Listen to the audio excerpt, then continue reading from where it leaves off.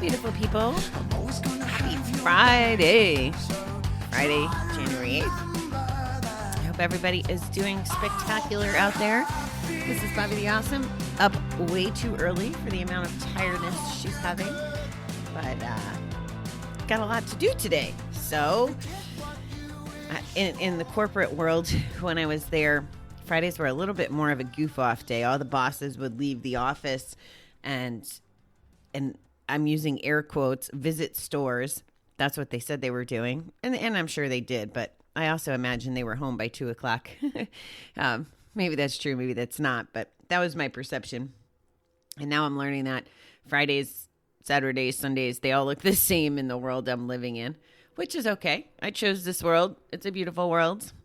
And it's testing my endurance a little, and that's okay. Pushing ourselves is good. It's really good. We can't grow unless we're pushing ourselves. And it's a push myself kind of week, I guess. All right. Today's quote starts with Justin Langley saying, "There is an end to grief if we have the courage to accept our personal goodness and our ongoing right to happiness." You know, I sent a note yesterday to one of my friends, and just to check in because I hadn't talked to him in a while. And I was like, hey, hope the after holiday workload's going okay and whatever. And essentially he had lost his neighbor, and he's very neighborly, I guess, in general. They always have parties and entertain and hang out with their neighbors. And this gentleman died, I believe, of COVID. And my friend wrote to me. He said he had broken open like his best bottle of, I don't know, bourbon or something, and shared it with this man. And the man, when the man got taken off of life support, or maybe prior, I don't know. But he went fast, and I could tell it was hurting my friend. And what he had said to me was, yeah, you just never know. So drink your best stuff first was his way of putting it, which is kind of ironic. And I'm sharing this with you because I feel kind of bad, because my response to him, which was in hindsight a little insensitive, but true, but how I feel, it was my authentic self, was like, why do you think I'm always nagging you to take care of you? Because he's one of those givers that is always taking care of everybody, his family, his neighbors, his daughters, his wife. Everybody gets what they want, and he's there to kind of be the ambassador of taking care of everyone else. And as an outsider, it's pretty easy for me to see. And his response to me is always the same, that it makes him happy to do for all these other people. So I don't push it too much, but I still felt bad because losing a friend was not the day to say, why do you think I tell you this? But it was kind of my way, because we definitely have different styles of communication. It was my way of saying the same thing, like, drink the good stuff. Life is too short. And it really is. And I think this year proved it more than anything. I've shared with you that we have some family stuff going on too. One of the uncles isn't getting along with another one that's like family, like an uncle to me. And it's been rough. It's been a rough situation for everybody that's not even involved, but have become involved because it's a rough situation.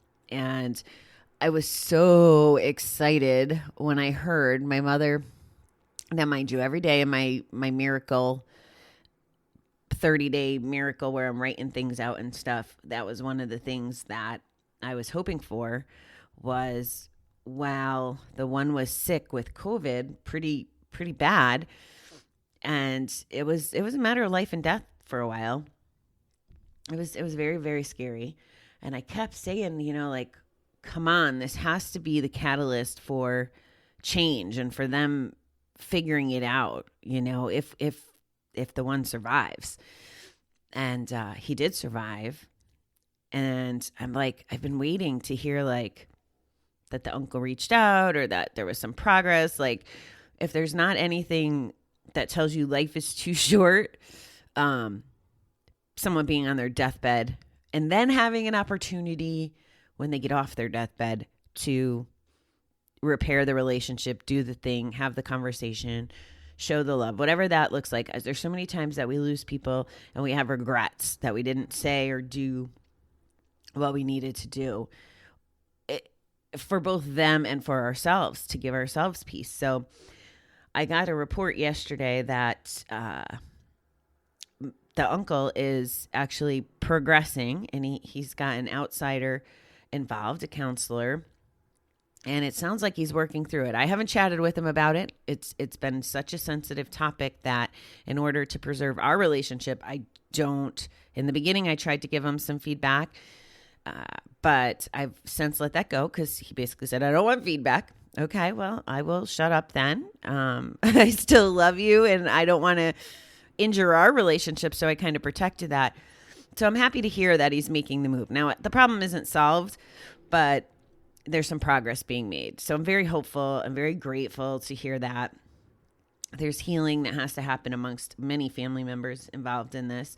And the really sad thing is that I don't think the initial issue was as significant as what it's turned into. It could have probably been handled with a conversation or something way back when, 6 months ago or whenever it started. So I'm hoping there's light at the end of the tunnel, and I hope that they figure this out. And the fellow that had COVID, like I said, he's home and he's doing better, and that's a huge, huge relief. So yeah, as soon as I saw the word grief here in Justin Langley's quote, I kind of went off on a tangent there, but that's what's on my heart this morning. So here comes the reading for real. Making peace with our losses takes time and trust. When we were living in the pain of our addiction, we acted in ways that were heartbreaking to ourselves and others. But now we have a new choice. We can walk the road of self-forgiveness and stop punishing ourselves for past deeds. Or we can decide that we don't deserve to feel good, that clinging to our pain, guilt, and self-loathing will somehow make up for some of the damage. Believing our wrongs are too great to be righted leaves us in a perpetual state of mourning. It's a risk, but we can choose to believe that change is possible, not all at once, but slowly, one day at a time. Believing that God loves us and wants us to be happy gives us the courage to make amends and face our past head on. When we take the leap of faith necessary to grieve and let go of the past, we can take back our best selves and live the lives we were meant to live. Today, give me the strength and courage to grieve my losses. Yeah, I play for you every day at the beginning and the end. I Hope You're Happy by Blue October. And I can't think of a better way to express to you what I want for every single one of you out there. Addict or not addict, damage done or not damage done. I can see clearly that I want that for you. I want that for me. I want that for my family. I want that for everyone. It doesn't matter whether I know you or not. That's the ultimate. And sometimes I probably come across rude to strangers. I'll be having a conversation with someone who might be complaining about their significant other or their job or whatever. And I'm like, dude, make a change. Like, do what lights you up. We only get, well, depending on what you believe in, we only get one life on this planet. Why are you not living it to the maximum potential and savoring every opportunity that makes you happy and gives you peace? And I'm not talking happy from a high or happy from a bet. I'm talking that genuine, authentic, happy, get excited to get out of bed in the morning. I'll tell you guys, like this morning, I'm tired. But you know what? I'm happy I'm working my own schedule. I'm happy I get to be with you every day. I'm happy that I'm learning. Like last night was a shit show. I was trying to do something on Facebook where I brought another person on, and I floundered it. And I floundered it publicly because we were trying to do it live. And I just laughed at myself because it was funny to not be savvy enough to navigate Facebook. But because I was in the right place at the right time, and it was okay to laugh. And today's a new day, and when we figure it out, we'll figure it out. And it just is. We have to find, and I think it's through our recovery, at least that's been my experience, we have to find a way to embrace that joy and that happiness. That same friend I was talking about, when we were, the last time we saw each other, the time before that, we were out and we were listening to live music, and we had dinner, and we were watching this band play. And I'm not really a big live music person, if I'm being honest, but it's something that he really enjoys, and he was trying to show me, and it actually turned out to be really pretty amazing. And I hadn't seen him in years, and I didn't actually expect to ever see him again, just because the way our lives have, we're in different places, and like we're not in the same city, and sometimes it's easy to lose track of our friends, right, as life goes on. But I sat there and I was like smiling so much I was practically glowing, because I was just so content, like appreciating the music, being present, and spending time with my friend. And he was so funny. He's like, "You were smiling so big." And I was like, "Well, I was so content. I was so present. I was so happy to be sharing space with you." Like that's that feeling that I want everyone to have. Like I was truly happy in that moment. And the things that I share with you, the experiences that I've had or that I've shared with you from people that I know, or these situations that are real life every freaking day that I talk about. And I tell you when the outcomes are good. I tell you when the outcomes are bad. I tell you when the challenge is on. And I try to keep you abreast of these situations so that we can learn from them together. And it's really, really hard. I know. How do you learn from someone else's experience? It's not necessarily the easiest thing to do. Like if you put it in the comparison to a child, you can tell them don't touch the stove, it's hot, but until they touch the stove themselves and see what hot means and how hot feels, they may not get it. So I can appreciate that too. I could just do the best I can trying to help you with that and hope that you hear what you need to hear in a way you need to hear it on whatever day, whenever it's your time, to have a light bulb go off. And that somehow I save you some sort of pain or anguish. Like that's one of my goals, right? I want everybody to be freaking happy. And hanging on to the wrongs, hanging on to the grief, hanging on to the past. That's a theme we talk about all the time. And it just doesn't freaking serve us. Yesterday, I was on somebody else's podcast, and I never met this lady before, which is pretty much what happens, like probably 60% of the time I've never really met.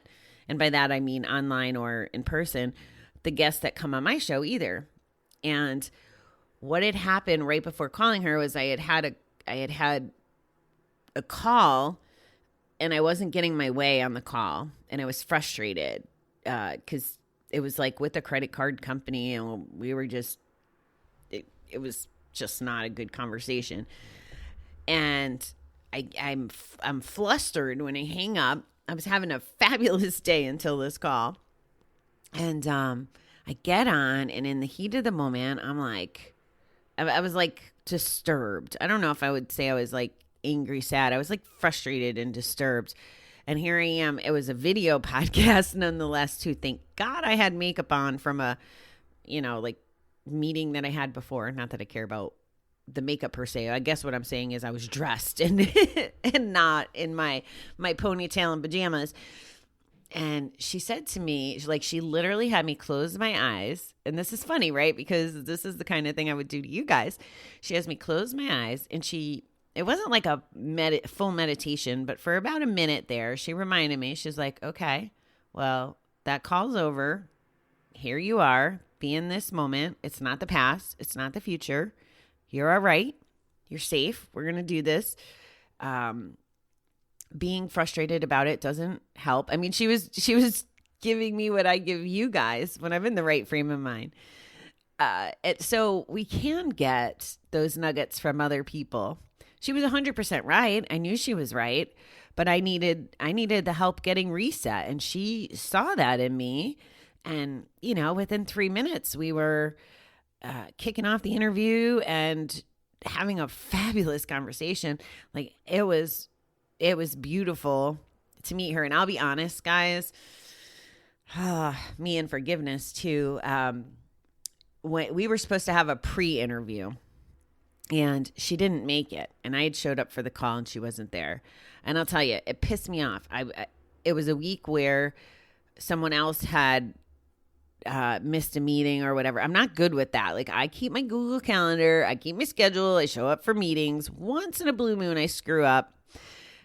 I'm not perfect, but I take being on time and I take showing up very seriously, especially in this world. Now, I come from corporate America, so I'm a little more structured and had a lot more experience managing my time and my calendar.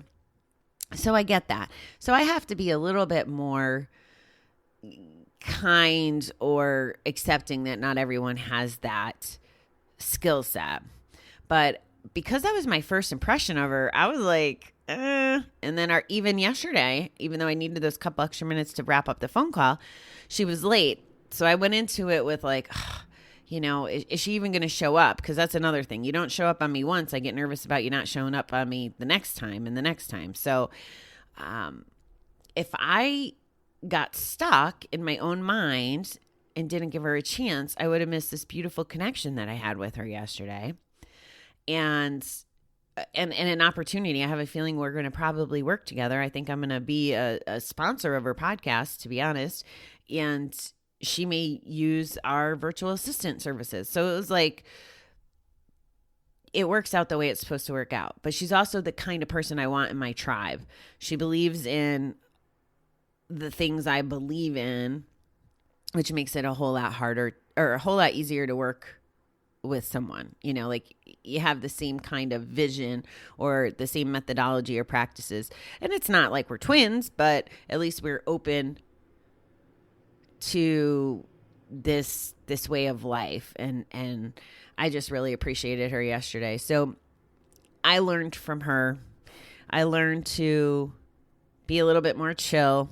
It was a good reminder, like, I can't just be like, one strike, you're out. It doesn't work that way. And not hanging on to the past of the moment before the call. I know I kind of digressed, but that was the moral of the story, was letting go of that moment before we got on. And it definitely made for my day to be better. I mean, by the time it was evening and I was screwing up and fumbling all over Facebook and technology, I was laughing about it. Where if I stayed in that shitty place, that frustrated place, do you think that the technology piece would have frustrated me more? Oh, you bet your ass it would have. And I wouldn't have been able to show up for my people. I wouldn't have been able to calm myself down. I mean, I wasn't able to show up for the people the way I would have liked. But I did get to see 2 of my friends from Kansas City that I haven't seen because we were able to pull them up. It just was what it was. And that's the way all of our lives can be once we acquire the skill set and the mindset to do it. And first is the mindset. What do we want? How do we become happy? And then it's developing the skill set. How do we not live in the past? How do we take good care of ourselves? That's the messaging here. I mean, you almost could listen to this one show and have the essence of my message all the time. You can almost listen to just the song. I still listen to I Hope You're Happy in addition to when I'm editing, well, not editing, but setting the show up to release every morning. I listen to it. I listen to I Hope You're Happy. It's on the beginning and end of my playlist that I listen to every single morning. So I listen to it twice there. I listen to it twice with you. And it's literally like my life mantra. Like, I hope that I'm happy. I hope that you're happy. I hope we're all happy. So keep that in mind as you go through your day, your weekend. I hope you guys are all fabulous. I need a new word. I need you better than fabulous. How about fantastic? How about you be fantastic for Friday? All right, beautiful people. I will chat with you tomorrow morning before I get in the car to go to Mom's house for our delayed Christmas. All right, beautiful people. Take care.